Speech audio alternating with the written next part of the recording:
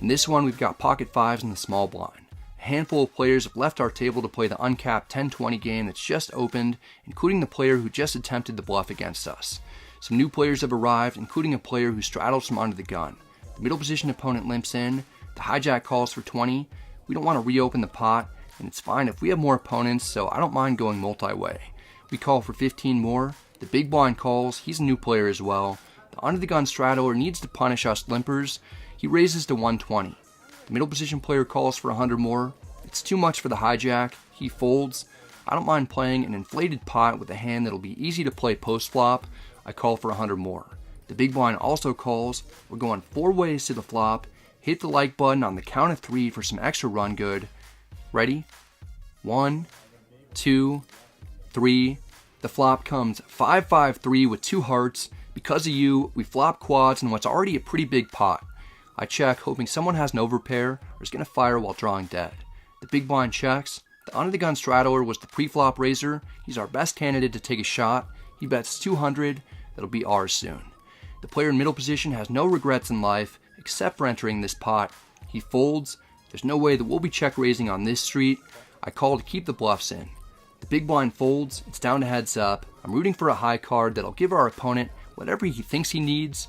Instead, the turn is the 3 of clubs. It's one of the worst cards that we could have gotten because it's really unlikely that our opponent has a 3. In his mind, we could have one. Now that the board is double paired, if the opponent bets, a call from me will look incredibly suspicious. It won't look like I've got a flush draw. It'll look like I've got a boat or better. I check, somewhat expecting the turn card to freeze the opponent. Under the gun, isn't ready to give up just yet. He bets 400 and is 100% drawing dead now. The turn was a blank. I'd flat this bet with hopes of getting an opportunity to check jam the river. I think the river will check through at an extremely high percentage if I called though. No matter what I do, it'll be a tough task to get more money from the opponent. I raised to 1,000 on this street to try and make it look like I'm bluffing with either a flush draw or maybe a straight draw. Ideally, this check raise would look odd and either induce a call from an overpair or even ace high or possibly induce a bluff shove.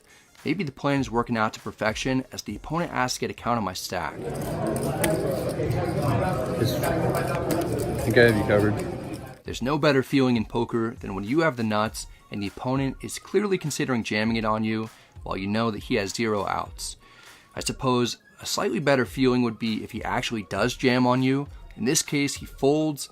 It's easy to beat myself up over that one and wish that I had called instead. Perhaps I pulled the trigger a little too early. Calling and then leading the river for a small or medium amount, almost regardless of the card, would have been a pretty interesting play too. It's not that often that I flop quads. We still win a good chunk to increase our profit to over 4,700. I come back to the table, win a somewhat small pot for this game, and I'm feeling slightly rejuvenated when I look at pocket fives in the big blind. Under the gun +1 opens at 75. I call, we're heads up out of position. Nothing's really gone too well for us so far. That's about to change. The flop comes 10-7-5 with 2 hearts. We've got bottom set. Wile E. Coyote isn't here, so I've got to check to set the trap myself. The opponent has a little roadrunner in him. He checks back to avoid certain doom, at least for now.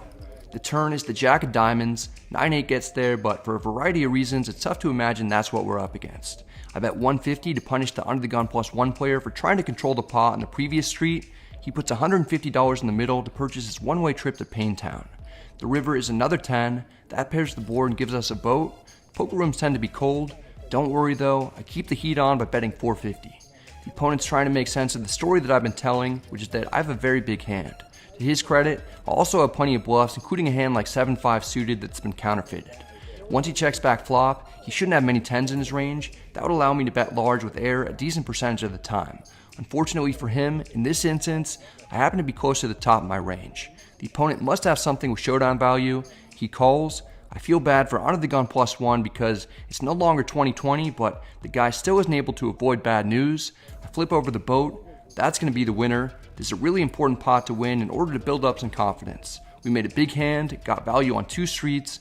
Now we've got some momentum going, and we're only stuck about 1,500, which is just the amount of one medium-sized pot at these stakes. A few hands later, I'm dealt pocket fives in the big blind. The hijack limps in. The cutoff calls as well. I check. We go 3 ways to the flop. It's king 5-3 rainbow. We have middle set. Unfortunately, this pot is not that large. I need to change that. I lead for 50. When I'm in the big blind and it's a limp pot, I do this a lot with all kinds of draws. I need to balance it out with some strong hands too. The hijack calls, the cutoff folds, or heads up, the turn is a 3, we make a boat. I'm going to continue betting with hopes that my opponent has a 3, a king, or a draw. I make it 125. The hijack calls, I like how this is going so far. The river is a jack. Let's figure out how we can make the most money. To do that, we've got to go over what hands the opponent will have and what actions he'd take with them. The draws have all missed, so if I bet, the opponent isn't going to be able to call with hands like club draws, 6-4, 7-6, ace-4, or ace-deuce. If he has any of those, I definitely want to check to induce a bluff. In addition, if I check, my opponent will almost certainly bet if he has a 3 or king-jack. He may also bet big with a hand like king-10, thinking I could have a number of holdings containing a king with kickers that won't play either. He could potentially get me off a chop. I can then put in a raise, get calls out of at least some of those hands. With all that in mind, I check. Hijack takes the bait and bets 350. I feel like Rod Tidwell. Just want to take a moment for myself to enjoy what's happening. I'm in a massive game in a pot that's getting big with a boat on the river, and everything up to this point in the hand is going exactly how I planned it. I reach over to grab a handful of black chips and announce a raise to 1100.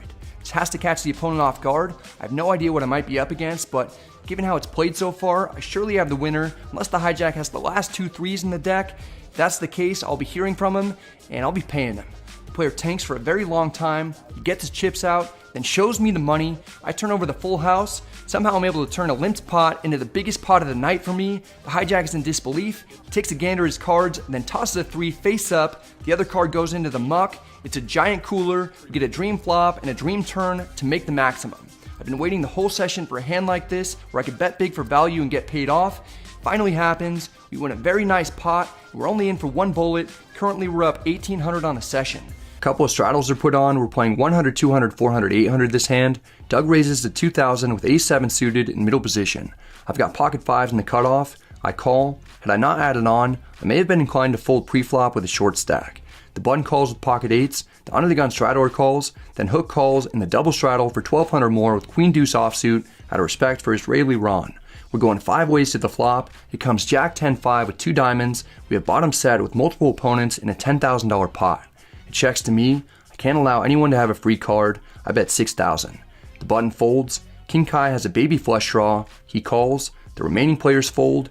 It's down to heads up. The turn is the ace of spades. Not my favorite since I thought that it was likely my opponent had some sort of draw. King Queen now gets there, but the ace could be okay if under the gun has the ace of diamonds. It could also make it tougher for us to get paid if the opponent had top pair on the flop, but now has been downgraded.